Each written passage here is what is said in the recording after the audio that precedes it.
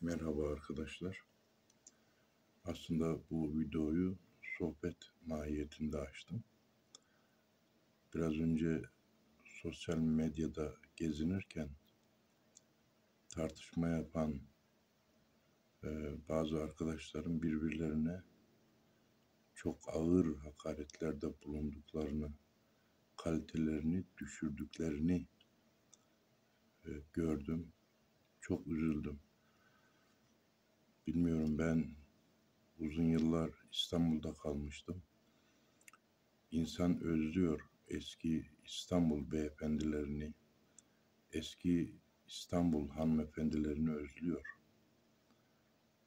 Yani insanlar kalitesini o kadar düşürmüşler ki inan yanlış bir çevrede miyim acaba diye düşünüyor insan. Önceden biz İstanbul'dayken mesela Beyazıt'ta Asmaaltı Kıraathanesi vardı. Bahçeli, havuzlu, çok güzel bir yerdi. Orada köşe yazarları, efendim, hem ilmi açıdan hem bilimsel açıdan hem kültürel açıdan değerli insanlar birbirleriyle tartışma yapmak için gelirlerdi özellikle oraya. Yani orada uç fikirler, birbirlerine çok ters fikirlere sahip olmalarına rağmen o kadar saygılı tartışmalar yaparlardı ki biz sadece o tartışmaları dinlemek için giderdik oraya. Ve 40 yıllık arkadaş gibi ayrılırlardı. Yani ama çok ciddi bilgi sahibiydi o insanlar. Halen birçoğu hayatta şu anda. Ama yani bizim zamanımızda da aynı. Yani biz de üniversitedeyken tartışmalar yapardık. Uç fikirlere sahip insanlarla da yapardık. Ama söylediğimiz şeylerin bir mantığı olurdu, bir felsefesi olurdu, bir kaynağı, bir delili olurdu. Ve karşı taraf da bunu eğer delilli olarak konuşmuşsak mutlaka kabul ederdi. Bir yanlışımız varsa onu düzeltmeye çalışırdı. Ama düzeltirken de kırmazdı. Yani hakikaten biz çok kitap okurduk daha önce. Yani şimdi artık kitap almaya da gerek yok yani. Kitabı alalım tamam ama yani kitap okurken bunların PDF'si var Google'da, her tarafta artık internet, YouTube vesaire sosyal medya anında bize bilgi verebiliyor. Dikkatli bir şekilde incelersek. Tabii kitap okumanın zevki ayrı. Ama yani delilli olabilmesi için mutlaka kitaplardan delil getirirlerdi. Yani şimdi kitap okuyan da kalmadı. Yani araştırma yapan da çok az. Yani buna da dikkat ediyorum. Araştırma yapan da çok az. Yani ya kardeşim, kaynak bir sürü kitap var. YouTube'da videoları var. Instagram'da var. Değişik alanlarda. Birçok yerde birçok kaynak var. Yani bunları incelese insan zaten yeterli bilgiye de sahip olur. Ama hiç incelemiyor. Yani sloganik bir şekilde anlamsız bir şekilde savunduğu ana fikri temellendirmeden savunmaya kalkıyor. Yani bu çok yanlış buluyorum ben. Yani bir şeyi tartışırsın ama kaliteli bir şekilde saygılı bir şekilde tartışırsın.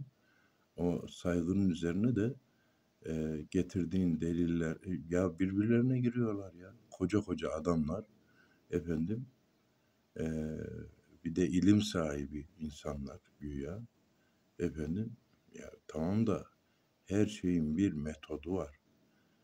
İlmin olabilir, üniversite mezunu olabilirsin ama üniversite mezunu olduğun zaman sen kaliteni daha da ileri seviyeye alman gerekmiyor mu? Yani tartışırken karşıdaki insana gerçekten saygılı olmak gerekir. Ama bizde yani usulen saygı var. Öyle bir şey olmaz. Biz gerçekten karşıdaki insanın fikrine, herkesin değişik değişik fikirleri var. Yani sağlam zeminlere oturtabiliyorsa bu fikri, yani bizim zamanımızda biz üniversitede kantinlerde falan çok ciddi tartışmalar yapardık yani. Bu tartışmalar sonucunda fikrini değiştiren çok insan olurdu. Bilemiyorum o günler tekrar gelir mi? Yani İstanbul hanımefendileri, İstanbul beyefendileri, efendim dediğimiz o asil, asaletli insanlar, efendim kaliteli insanlar tekrar yetişir mi bilemiyorum. Ha, yok mu zamanımızda? Var. Nadir. Yani nadiren de olsa var. Kendini geliştirmiş, efendim saygılı, çok böyle fikrine, e, savunduğu fikre sahip çıkan, savunduğu fikri delillendiren mantıklı insanlarımız var.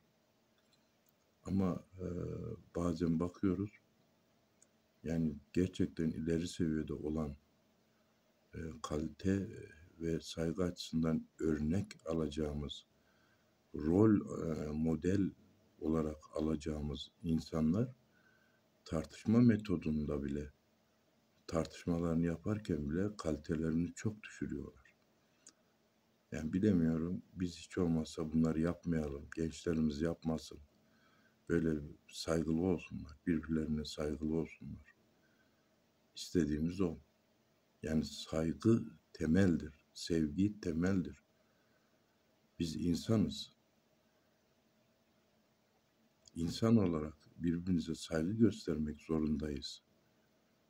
Bir sosyal hayat içerisinde yaşıyoruz. Mutlaka birbirimize saygı gösterelim. Yani birbirimizin fikrine de saygı gösterelim.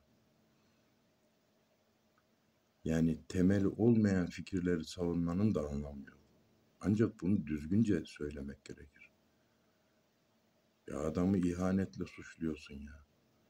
Yok kendi grubunda değilmiş, kendi bilmem nesinde değilmiş diye. Efendim ya, yani böyle bir e, yani aşağılık derecede bir savunma şekli de olmaz, eleştirme de olmaz, münazara da olmaz, tartışma da olmaz. Yani karşı tarafı niye hakaret ediyorsun? Bireyleri, yani kişileri değil, yani kişilerle değil, fikirlerle mücadele etmemiz lazım. Kişilerle işimiz yok ki, kişilere saygılı olmalıyız. Ama fikirlerle mücadele, yani senin bir fikrin varsa o fikri karşı taraf kabul etmiyorsa bununla ilgili yeterli delillerle karşı tarafa bilgi ver. Yani fikirler tartışsın. Kişiler değil, kişilerle ilgilen, yani bireylerin şahıslarıyla, bireysel veya kişisel efendim hayatlarıyla bir işimiz olamaz. Saygılı olmalıyız. Yani kaliteyi yükseltmek zorundayız. Bunları yaymamız lazım.